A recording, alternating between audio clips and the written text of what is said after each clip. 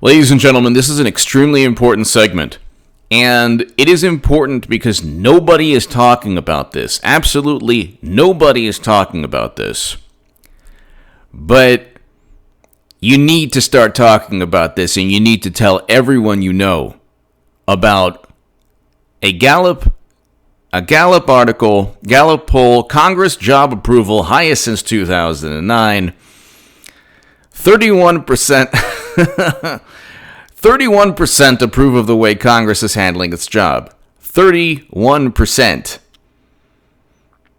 Okay, that's supposed to be this fantastic, amazing approval rating. Okay, the only thing is 49% approve of the job performance of President Trump. 49% approve of job President Trump is doing.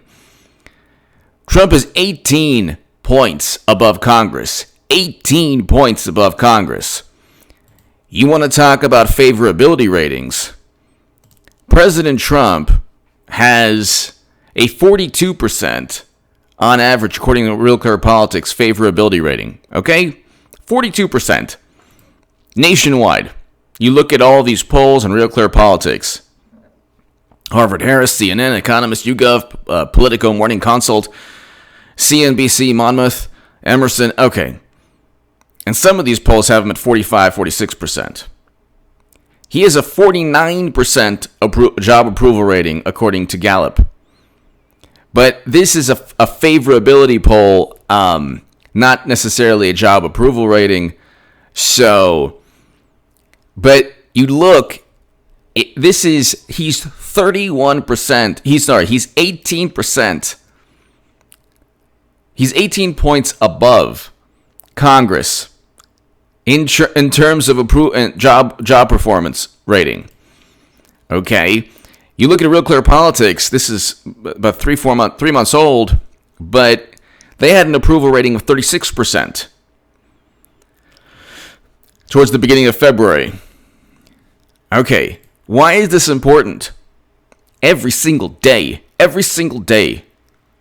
of the lives of journalists and Democrats and media pundits on the left or mainstream media, every day is an apocalyptic, cataclysmic, end of the world, biblical revelations type of scenario where Trump is the worst thing that ever happened to humanity.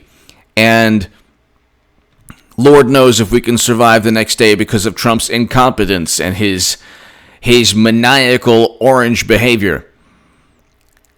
And yet he is at 49% approval, job approval, according to Gallup.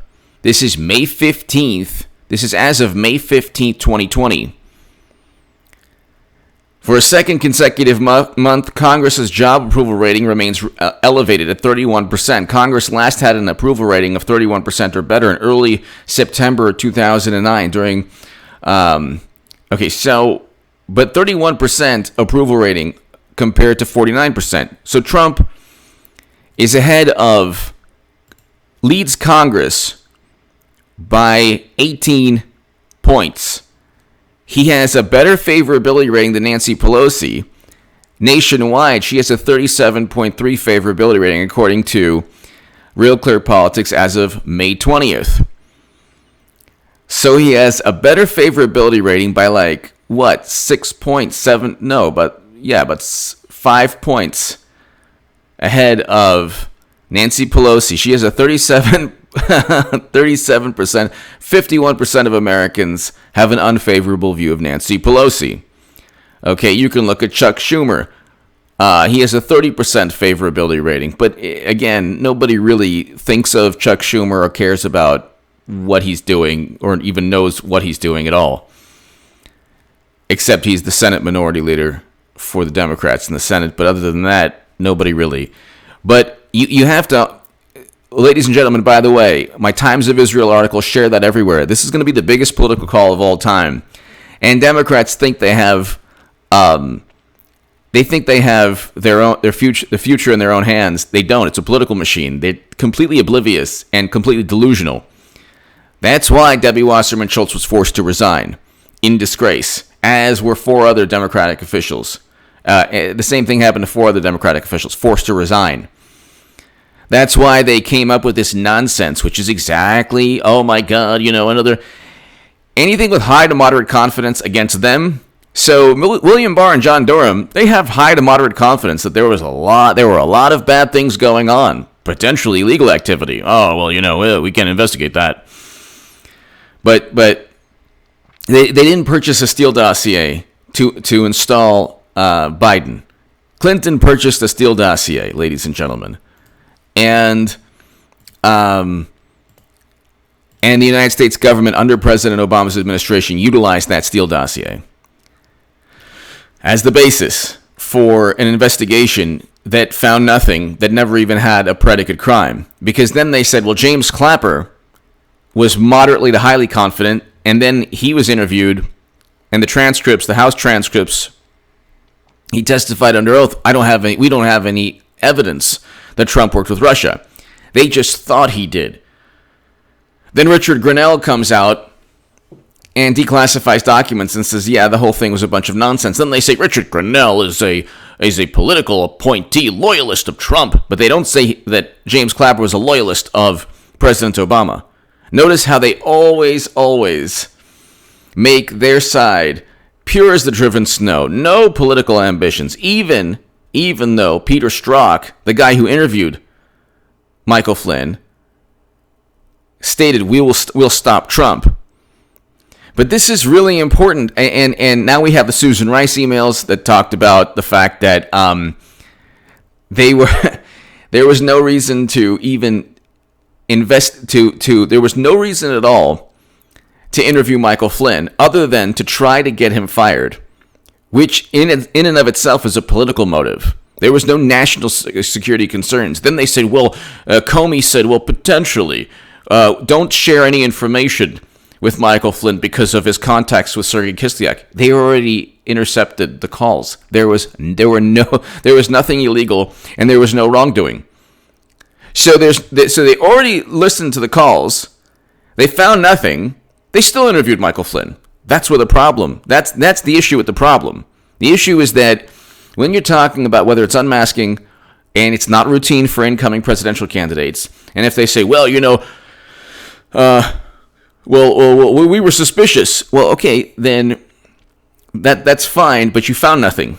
But then you still investigated. So each step of the way, they make these excuses to justify continuing an investigation into nothing.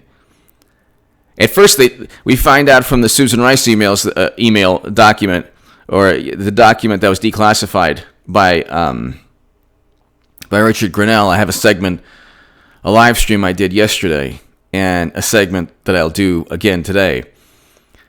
James Comey said, President Obama says, are you afraid? Why don't you want to give him information on keep him up to date on what's going on with your investigation into Russia? We're suspicious that he spoke to Sergei Kislyak. But they already knew what the calls entailed. So it's always plausible deniability. But they would never allow the reverse. There is no dossier for Clinton or President Obama. They would never allow President Trump to purchase a dossier. You think if Trump had lost and he purchased a dossier about Hillary Clinton, he purchased, just like Clinton and the DNC purchased the dossier, you think they would allow that? No. But that's why Clinton's going to be nominee again, because the treachery is so ingrained within the Democratic Party, and you have this election will be the end of Democratic politics as we know it. It'll pretty much be the end of the Democratic Party paradigm, this paradigm of politics, this political paradigm that started in the 90s. Just like, in many ways, Trump destroyed the Bush-era political paradigm. This too will be completely obliterated. But even more so because you've had decades now where Bill and Hillary have constantly either bent the rules or broken the law and found some way to get out of it. Oh my goodness, what is? And Bill Clinton was impeached on 2 criminal statutes. President Trump was not impeached on anything to do with the crime because there was no crime that he committed. Obstruction of Congress is not a crime, nor is abuse of power. So the shutdowns where the Democrats are gleefully, trying to just protect people from themselves, that's going to backfire big time on Democrats. Because everybody knows that President Trump is trying to open up the economy. Republican governors, Republicans, conservatives in like the Wisconsin Supreme Court, and then a judge in Oregon, they're trying to open up the economy and let people live. By the way, here's a new concept, Democrats. If you're sick, stay home. Stay home. But you could be asymptomatic. Yeah. If that's the case and everyone is asymptomatic, then the mortality rate plummets, which is the Stanford study that Dr. Scott Atlas talked about in The Hill, has the mortality rate at 0.1 to 0.2%. Even Cuomo said it was about 0.5%. That's like 30 times lower than what the projections were, which were always revised downward and which were the basis for this insanity. So now we have 30 million people unemployed, and they're trying to compare Trump to Hoover and Bush. Only one problem. There's one political side pushing the shutdown. And they're interviewing the immunologists that agree with them, and they're not interviewing the doctors that disagree with them. Isn't that interesting? Doctors that disagree with the Democratic Party or mainstream line are now quacks and weirdos. And even though they were rising stars like the French doctor with hydroxychloroquine, he was very, very respected. Didier Raoult. He is still very respected. But now, oh my God, he did a big, it was a horrible thing what he did. Actually conducting a study that showed that a malaria drug helped patients. Is it a cure? No, President Trump never said it was a cure for all people. That's another one of the things that Trump didn't say, just like shoving a flashlight up your rear end or taking shots of Drano. Trump never said these things, just like he never said that the racist, bigots, horrible monsters who were, he never said they were fine people. He never even alluded to that. He never even insinuated that. And when Democrats lose again, because it'll be Clinton versus Trump again. But they're not going to go with Biden because Biden wouldn't even win the popular vote. Biden, by the way, is barely... Biden favorability dips, leads Trump by 3 points nationally. Not really. If you look at Joe Biden, according to Real Clear Politics... Let's see. You look at Joe Biden, he is at 42.6% according to Real Clear Politics. Okay? 42.6% on average, an average of polls. And there's one poll that shows him at 40%. There's one poll that shows him at 36%, and there's one hilarious poll that shows him at 47%. Do you know anyone? Let's say you're a progressive who doesn't like me or a Democrat who doesn't like me, just stumble upon this channel. Do you know anyone who likes Biden? Because I know a lot of people who love Trump. I love Trump. I think he's fantastic. Is he perfect? No. But he's 1,000,000 times better than Biden and 1,000,000,000,000 times better than Clinton, who he will defeat again. Let me tell you something. Can I tell you something? I said to myself, and if you watch this channel regularly, I said to myself, Clinton could win this. Because a couple weeks back, it was doom and gloom. But now we're finding out that there are almost certainly politicians who were milking this, not to save lives. Because with a mortality rate of 0.1 to 0.2% according to Stanford, and, we can go on forever. Stanford University, you can read the article in The Hill by Dr. Scott Atlas. The data is in, Stop the Panic, and the Shutdown. you have a situation where there are a lot more people around the country who have it and who will survive, which makes the mortality rate plummet, which makes the survival rate over 99%, 98, 99%. What Democrats have done is they've taken ethical considerations, they've taken ethics and medicine, and they've morphed it into, we can have our primaries. So millions of people can vote in Arizona, Florida,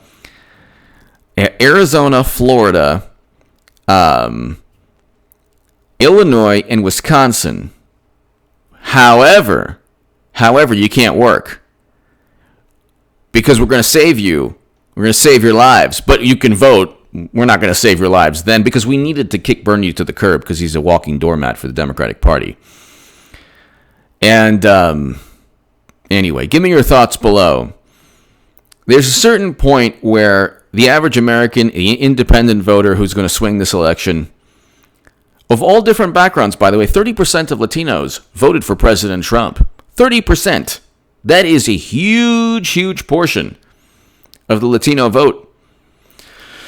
And there are more Latinos who if you look at 30% of Latinos, that's of any demographic group that's important to the Democratic Party, that's the widest margin of voters that President Trump took in 2016. If you're a Latino and you're voting for President Trump, give me your thoughts below. Very likely you know a great many Latinos who are voting for President Trump. You look, it's interesting also, you look at, like in California, Elon Musk is leaving California. That's about 10 to 20,000 jobs right there. I think initially he's taking 10,000. He'll keep 10,000 until another congresswoman tells him to F himself. He told him to F himself. Okay? The Democrats are in their own world, and they don't believe that President Obama could have presided over setting up and framing President Trump.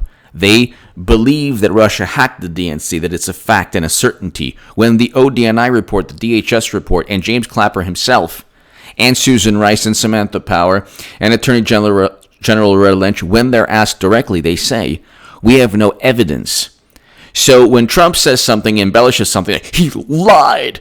If that's the standard by which you're going to use to level against Trump, then the entire media lied for 4 years pertaining to Trump, Russia, and then the Ukraine issue, which is hilarious. Are you kidding me? Trump would spend $400 million of his own money to make sure he'd go up against Biden. Biden is horrendous in every way. Probably one of the biggest sleazeballs and slimeballs in American history. But he, in a debate with Trump, he would get eaten up like a guppy versus a great white shark. The only person who can stand up to Trump, and this is true, is Hillary Clinton.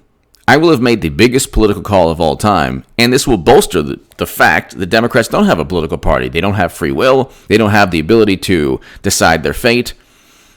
The primary is rigged, just like the DNC lawyer, the DNC attorney stated. They don't even need a primary. They don't even need a primary. They don't even need one. They can pick their nominee in smoke-filled back rooms. Give me your thoughts below, ladies and gentlemen. Thank you so very, very much. Share my article in the Times of Israel. Hillary Clinton, not Biden, will be nominee. And share that on Facebook and Twitter. I don't have Facebook and Twitter, but share that. And ladies and gentlemen, if you want to support my voice long-term, my Patreon is below in the pinned comment. Thank you so very much. Subscribe right now to H.A. Goodman's other channel and Bizarro World Goodman. I don't know where my cousin is. I think he's locked himself in the basement, but he's coming back very soon. Thank you, everybody. So really quickly, you have an 18-point lead that Trump has over Congress. So that should tell you that despite the endless media, like hysterical, apoplectic, is that the word? Hysterical media coverage. Apoplectic media coverage. every single day. He's still above Congress, and he has a pretty good approval rating, his highest ever according to Gallup, or it continues to be his highest ever. Give me your thoughts below. Thank you.